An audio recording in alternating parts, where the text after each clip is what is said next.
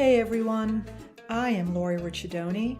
You are listening to A Taste for All Seasons.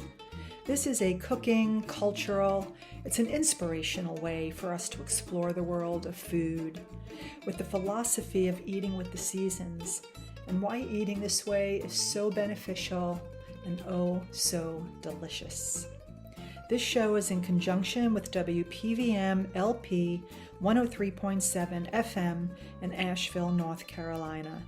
And A Taste for All Seasons is on my podcast, which you can listen to on Spotify, Apple Podcast, at your convenience.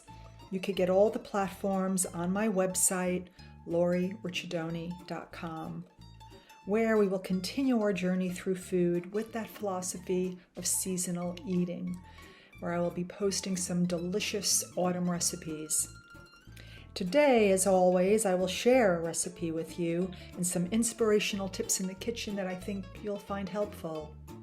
So, if you are a curious cook and eater, you will want to stick around. Grab a cup of tea or coffee, get cozy, and join me on this scrumptious journey through food. Welcome, everyone. I would like to start with a quote from F. Scott Fitzgerald. Life starts all over again when it gets crisp in the fall.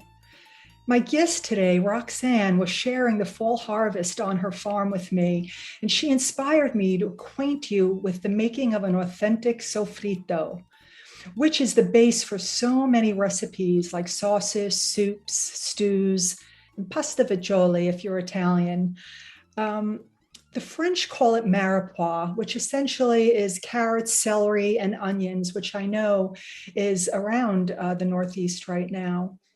We don't often think about where our food comes from. I like to thank all the farmers and gardeners who are keeping us well fed. This episode, we will be talking to farmer and advocate Roxanne Davis of Onda Farm in Glens Falls, New York. But before I introduce her, let me just tell you a little bit about her. Roxanne's first job was hand painting comic books such as Archie comics, which I personally remember. Not everyone can relate to Archie, but I certainly can. She worked in the printing industry until she was 45. She made a very risky jump into the electrical industry for 8 years. 5 of those years was schooling, which is extraordinary in and of itself. And this time, Roxanne and her husband bought property that she could farm on. Farming and healthy food was always something she was passionate about. In 2015, they bought a small greenhouse and they put it up at their home in Gainesfort, New York. They grew tomatoes and various veggies in all 4 seasons. They decided to join the Glens Falls Farmers Market, which is where I met Roxanne, and they sold the house in Gainesfort and had a house built on the property in Cambridge in 2018. And that's when they started farming on a larger scale. Roxanne decided from the start that she would be an organic farmer. She did not want to grow food that was sprayed with chemicals. Hey, Roxanne, welcome. Thank you. How are you? I'm doing pretty well. How about you? How are you doing today? I'm very good today. Good, good. You know, when I was reading your bio, my first thought was that we never really know where life's going to take us. From hand painting comic books to farming. Tell us about that. Like, how did that happen? Well, when I was a child, my mother came from a farming community and we used to go visit my cousins all the time. And I was always envious that they lived on a farm and I lived 8 miles away from New York City. So I've always wanted to be a farmer all my life. And it was, I guess it was just a long journey to get here. And yes, while I was a electrician, I decided to make a sideways jump and I did it. And it's funny the things you can do when you put your mind to it. That's what's beautiful, I think, about life. We really never know where it's going to take us. And, agriculture is really hard work. I think about that a lot because I have a relationship with a lot of my farmers. Why do you do it? Because it's clean. when I was an electrician, I guess I was swamped with dirt, dirty dirt.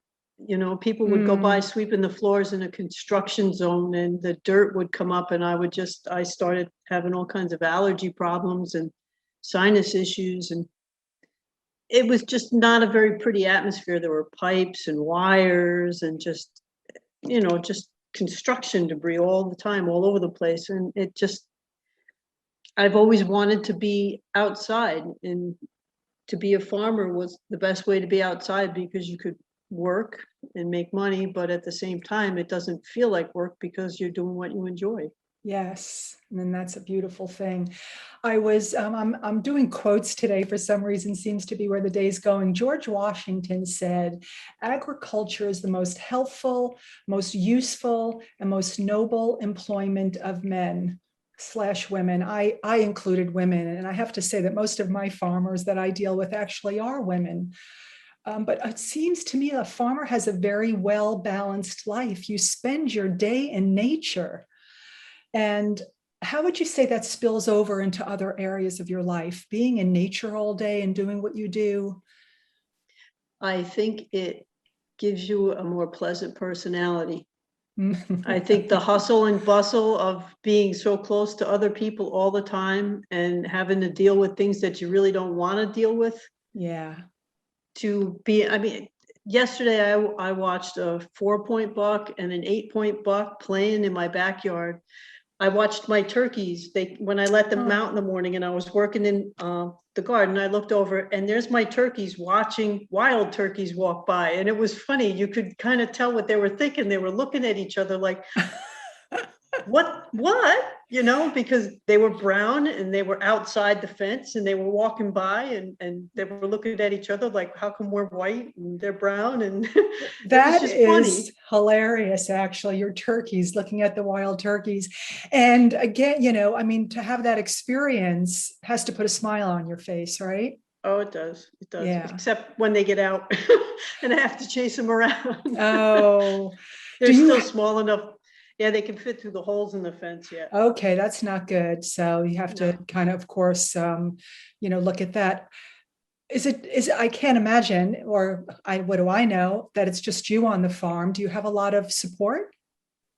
I have, in the summertime, I have very helpful neighbors. And it's all women, which is nice because I think I just enjoy having other women around. Yeah. But I have a woman down one end of the road. I have a high school girl down the other end of the road.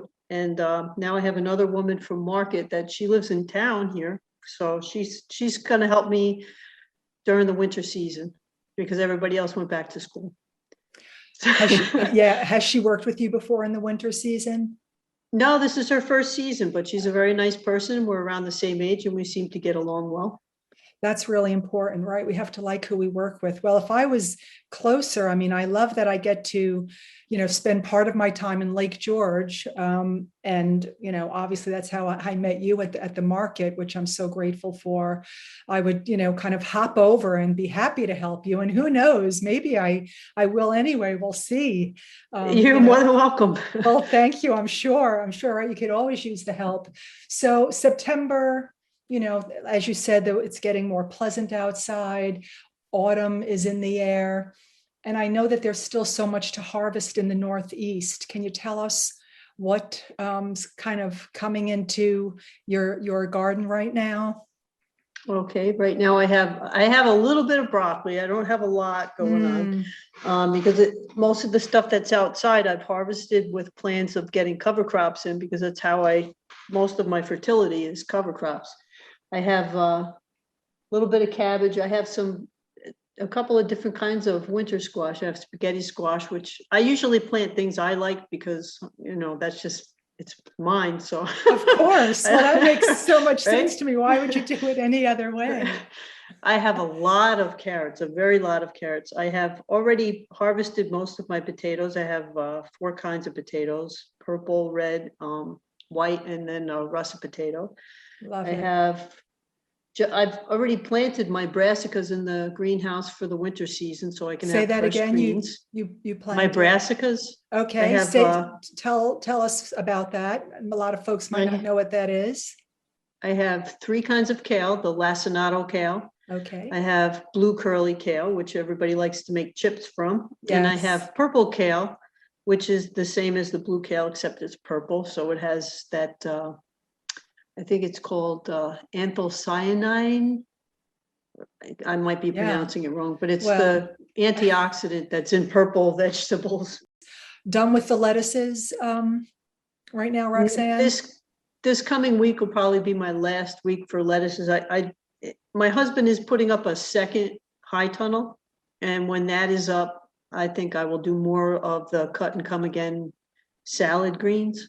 But for this year, I won't really have much. I'll have some spinach. Okay, love spinach. For And that. Does that kind of go through the winter, the spinach? Yes, it all does. And I don't use any heat in my greenhouse. I just cover it with frost blankets. Okay. And that gets the job done. It does. I have a farmer here that I work with in the winter, and I'm so grateful, like, to be able to actually get greens. I get spinach, and she does lettuces too, and kale throughout the whole winter. I feel so fortunate. It's so amazing. So you're feeding yourself all year long. And microgreens. And microgreens.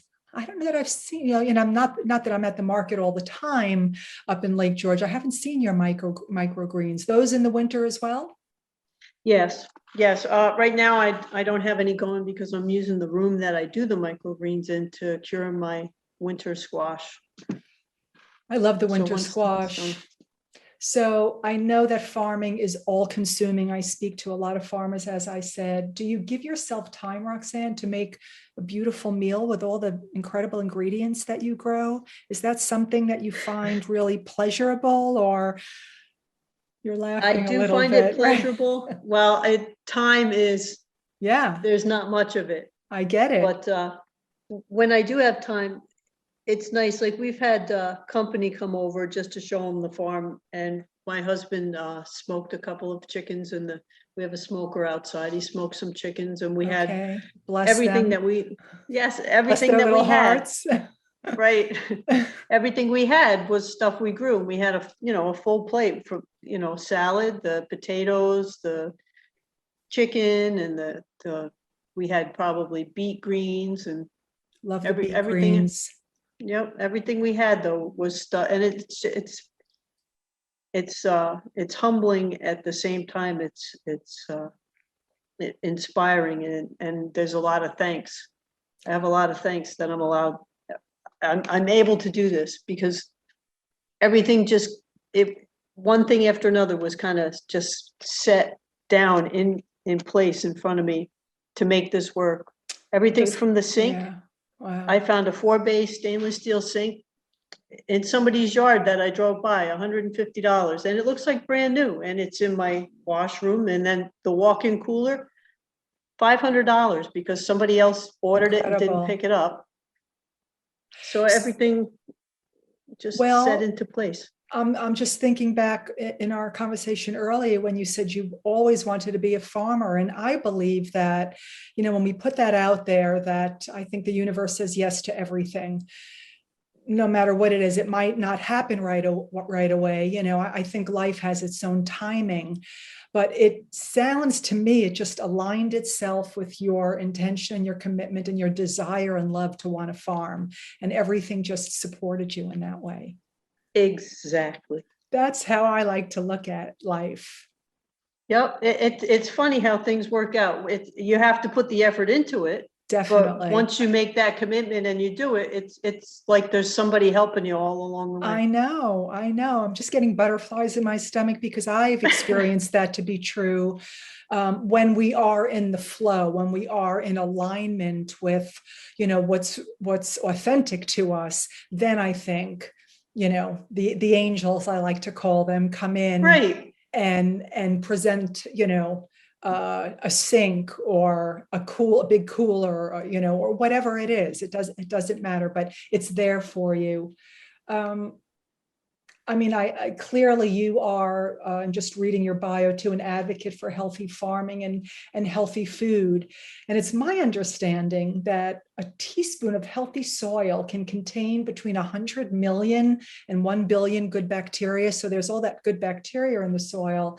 It's like having probiotics in the dirt is kind of how I like to look at it, because those microbes, being organic, as you know, I mean, you live this, is about feeding the soil microbes so that they can in turn feed the plants. Can you speak to that just a little bit so folks have an understanding of really, what you do and how you feed your soil and the why? Okay.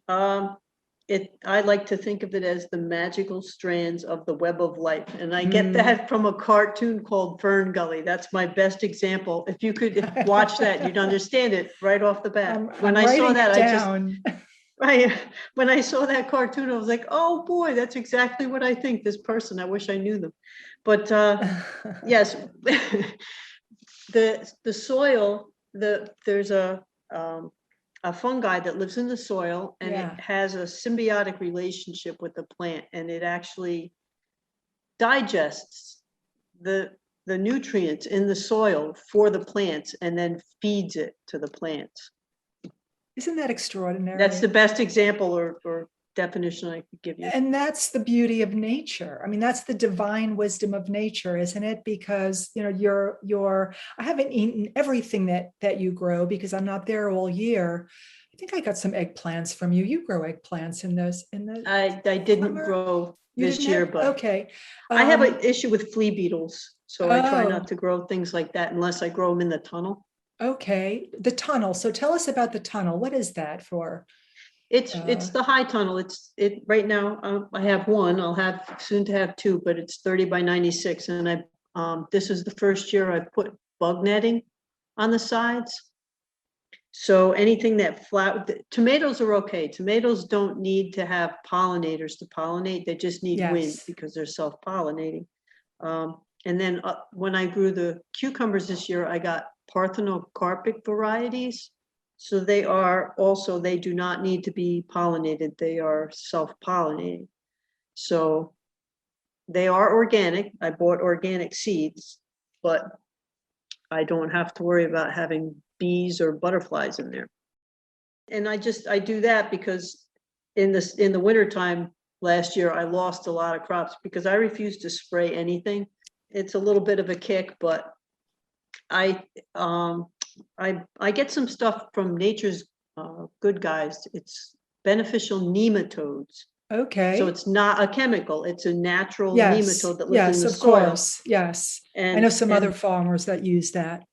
Right. So I'll put that on the dirt to hopefully this year the caterpillars won't get me. Yeah. Oh gosh. But yeah. I mean, I know every insect has a purpose, but it's like, can you go somewhere else? Right. Stay outside.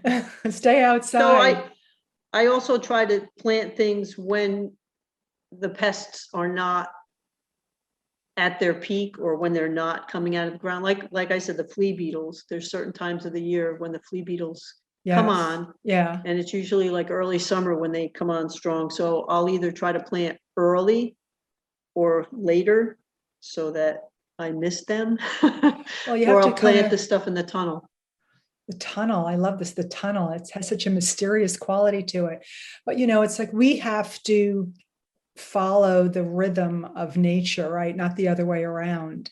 We have to kind of adapt to it, not it adapt to us, which it isn't necessarily easy to do.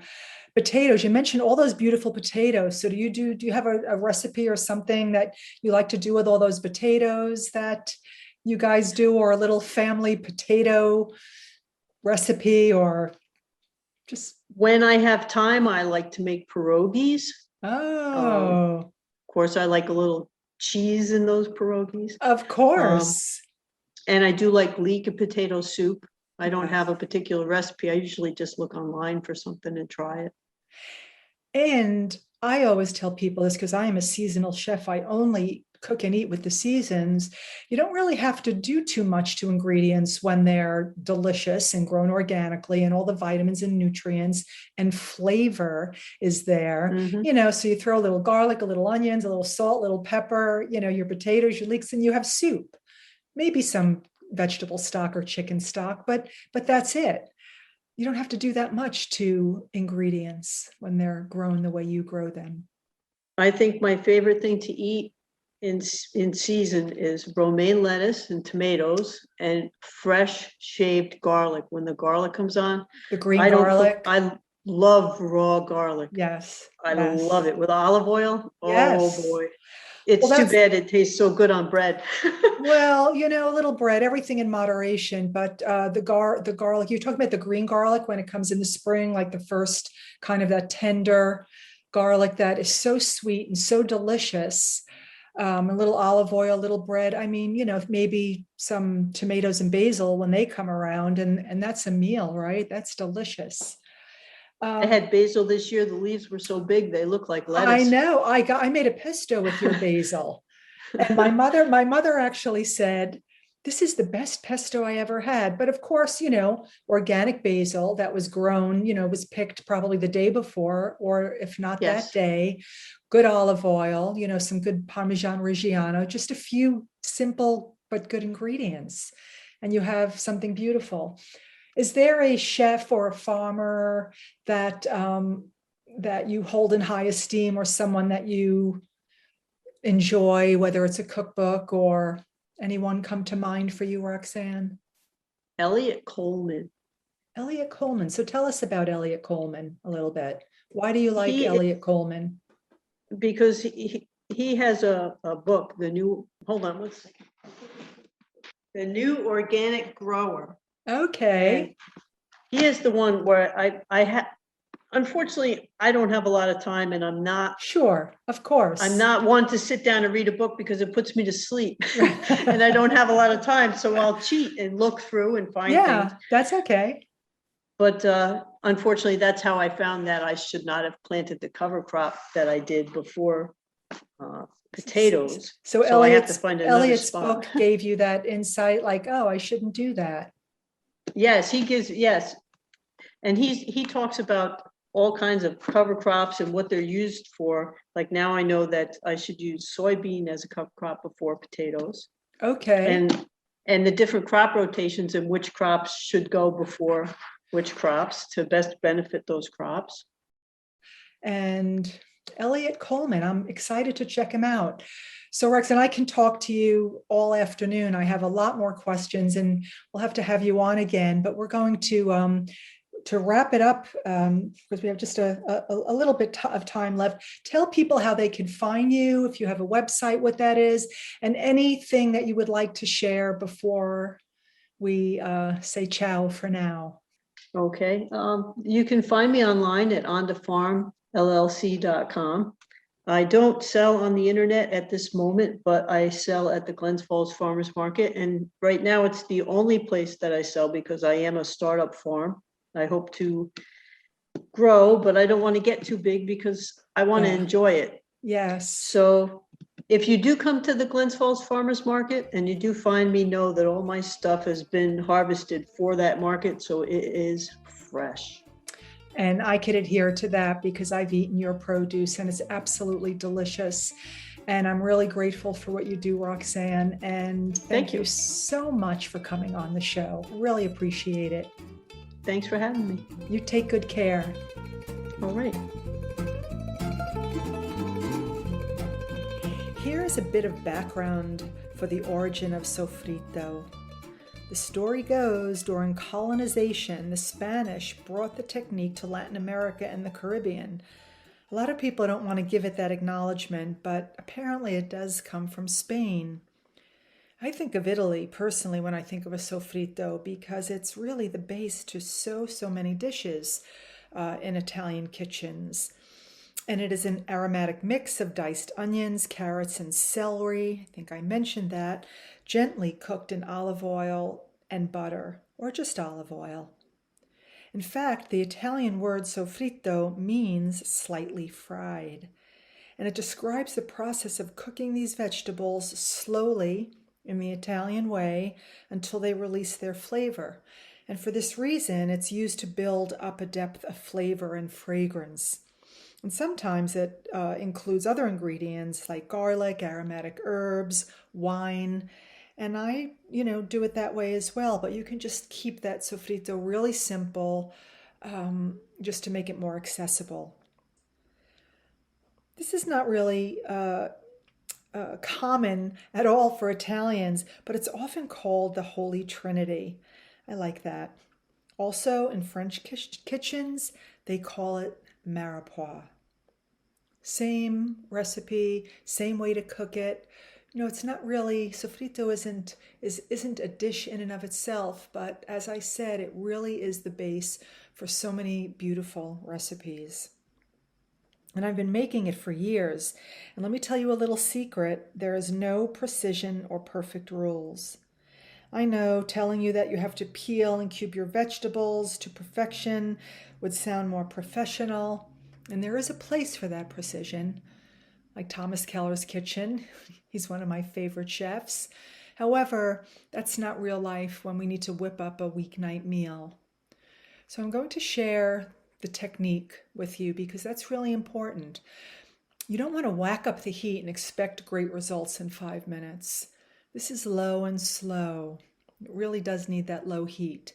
And the general rule requires onions, carrot, and celery with a ratio of 2-1-1.